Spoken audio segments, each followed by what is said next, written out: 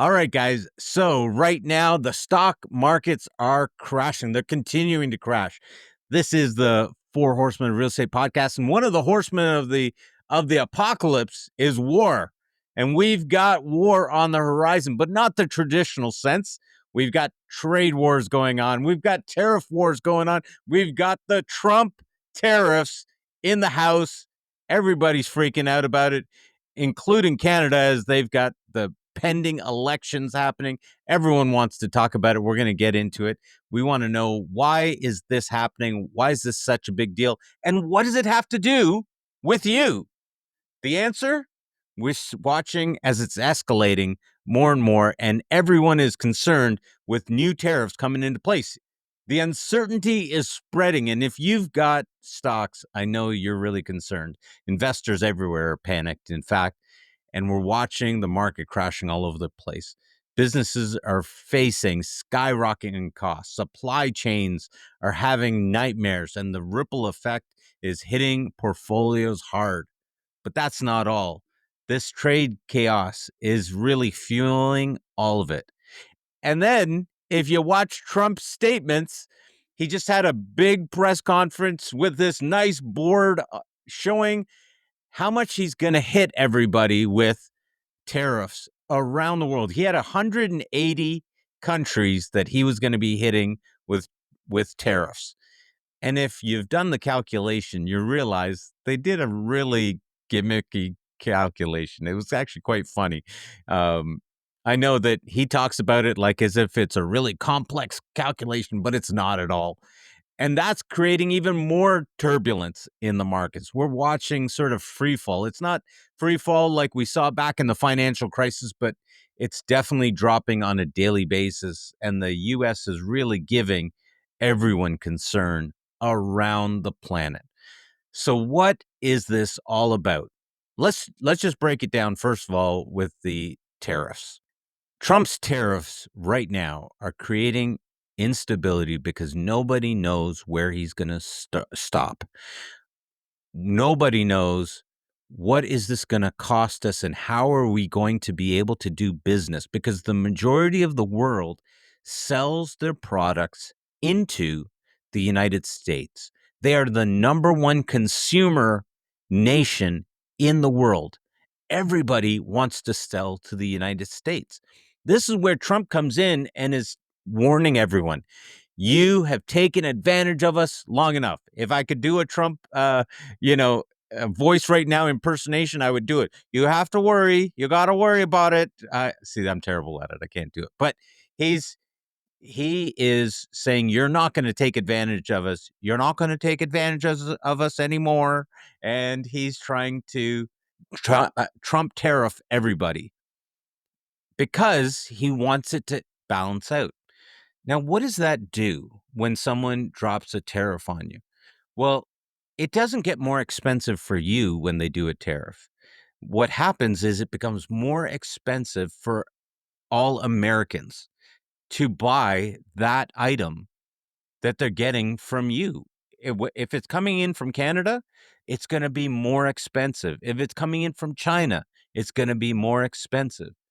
So as a result, Americans are looking around and saying, well, maybe instead of buying the product from Canada, instead of buying the product from Mexico, we're going to buy the product that's made right here in the United States of America.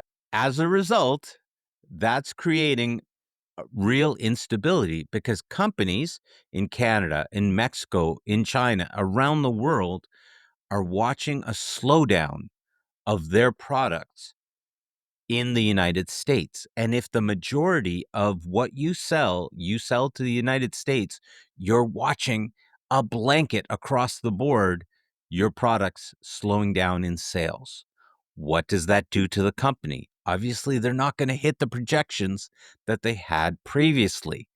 That's how we're seeing the impacts in the stock market. People are afraid that companies are not going to hit their earnings. In some cases, people are flat out afraid that those companies will go under. What are they going to do? Are they going to be able to pay their staff? Are they going to be able to still sell? How many people out there are drop shippers and they thought, oh, this is what we'll be able to do, buy from here, sell to the US? All of that is going up in flames right now. And you're watching it as trillions of dollars are disappearing from the stock market.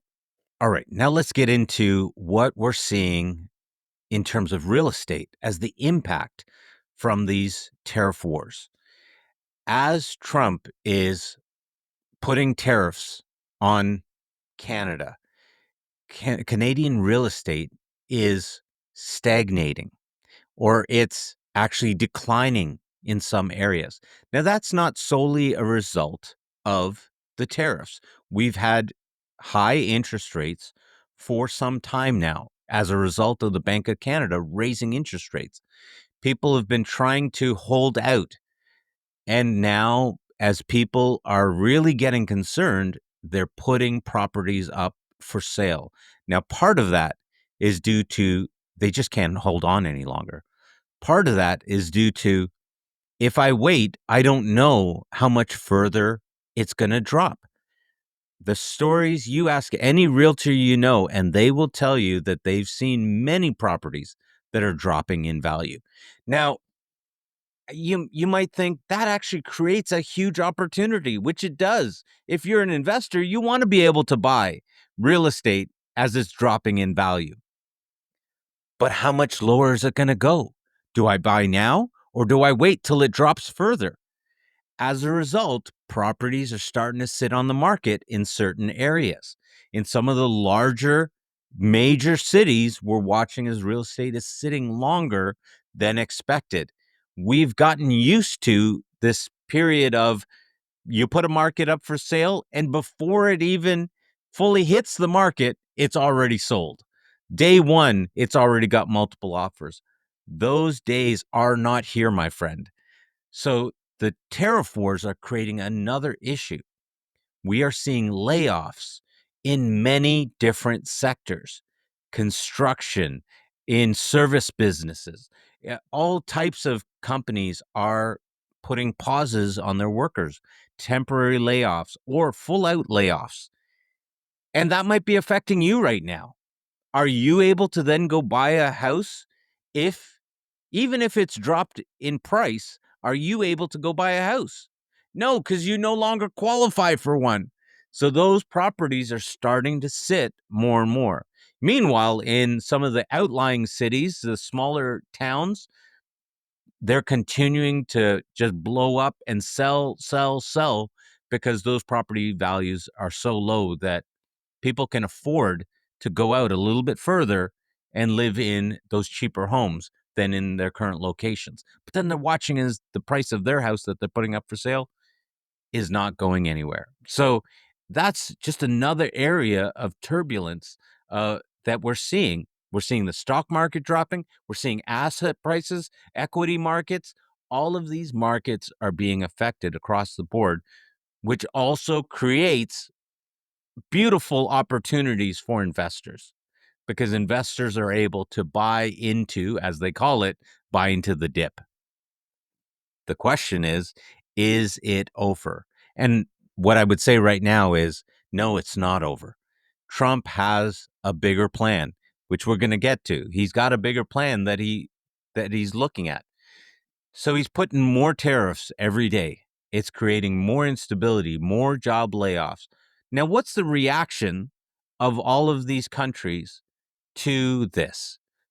In Canada, we're watching a significant debate being played out as the election is pending at the end of April. Both sides, whether it be the Liberals under Mark Carney or the Conservatives and Pierre Poilievre, fighting out this conversation about how to deal with Trump. Trump is all you can hear. And whoever seems to have the best platform is what we're having to deal with. So how does that play out? Who's better suited to be able to deal with Trump? Governments around the world are asking this question, but Canadians are asking it right now because, of course, they're going to be going to the polls. You and I are going to the polls at the end of the month. Do you think that Mark Carney and the Liberals are going to be able to deal better with Trump because, of course, he says he'd rather have the liberals. So maybe that's good news. Or maybe you want Pierre and the conservatives because Trump doesn't want them because he knows that he'll have a harder time negotiating with the conservatives. And that's a hot topic of debate right now. Either way, that creates more instability. No one wants to invest where there's that much volatility. And when money is not moving, things are not clearing off the shelves, whether it be materials, whether it be goods, those things are starting to sit around. It's also why we're starting to see a bit of a drop. We're starting to see prices, even of food, is starting to come down. It's amazing. You thought you'd never see prices of food coming down. Well, right now we're watching even the price of food coming down right now. Is that a bit of Trump's genius? I'm not sure. But let's talk about what we think his real game plan is. What's this maniac doing? What is this maniac with orange hair or orange face trying to do into these markets?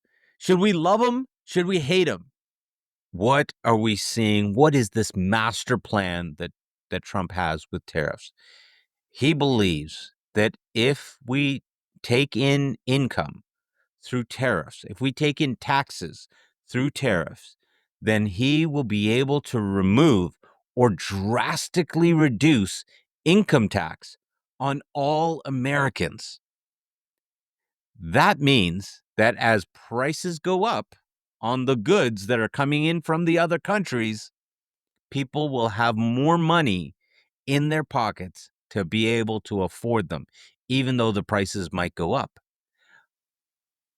And because we're seeing a free fall right now in the stock market, in asset prices, in commodities even, because we're seeing a drop, all of a sudden it becomes easier for people to buy their first time homes, for people to buy all of that stuff. Now, what's the reaction of the Fed? What is their mandate? Central banks around the world, all of them have a primary mandate, and that is to keep inflation at 2%. Oh my goodness, what do the central banks have to do with this? And what is inflation, their inflation markers have to do with this? All the central banks around the world are terrified of deflation. They don't want to tell you this, but they do not want the price of things to get cheaper. That is how our economic system is built, on something called inflationary economics. I know I'm going deep down the rabbit hole, but just stay with me, guys. Because they try to keep the dollars at a 2% inflation, meaning they only drop in value by about 2% per year. That's the goal. They always play with the interest rates. That's what you and I are watching play out. Because the central banks, the Federal Reserve, are going to have to drop interest rates if we continue to see this free fall in the markets, in the equity markets, in commodities, so that we don't lose value across the board. As they lower interest rates, which we're already seeing in something called the bond market, treasuries market, we're watching as it's dropping. As this is happening, Trump knows, and anyone who's following the US debt knows that they've got over $6 trillion that needs to be refinanced this year. The difference for $6 trillion with an interest rate of a 1% drop is hundreds of billions of dollars. Just by having the interest rates drop, if he refinances over 6 trillion in US debt, he will have saved the US hundreds of billions of dollars by this move, thereby saving US citizens billions upon billions of dollars while he continues to do the Department of Government Efficiency cuts and cutting back on how much they're spending. Now, all of a sudden, he wants to bring the U.S. into a golden age where they are going to have lower spending, lower interest rates on their debt, and everyone will have more money. That's his plan. Will it work? That's really the question. Because what happens? And here's something for us to think about. What happens if all the other countries realize, hey, we can't sell to the US anymore? Maybe we need to sell to some other countries. And they start selling to other countries. They create trade negotiations with other countries to sell their products. What if Canada starts selling more to Europe? They start selling more to China, start selling more to Russia. All of a sudden, they don't need to sell as much to the US. What does that do for the dominance of the US dollar? Does that put it in jeopardy as the reserve currency of the world? What happens to the US dominance of their dollar if everyone starts trading with other countries? Could Trump actually be setting up the US to fall as the dominant empire of our age? This could all backfire in his face, and you and I have a front row seat to this debacle. We're going to see you next time on the Four Horsemen of Real Estate Podcast. When the ones around trusting their word, they walk the talk in the world of investment, they make their mark.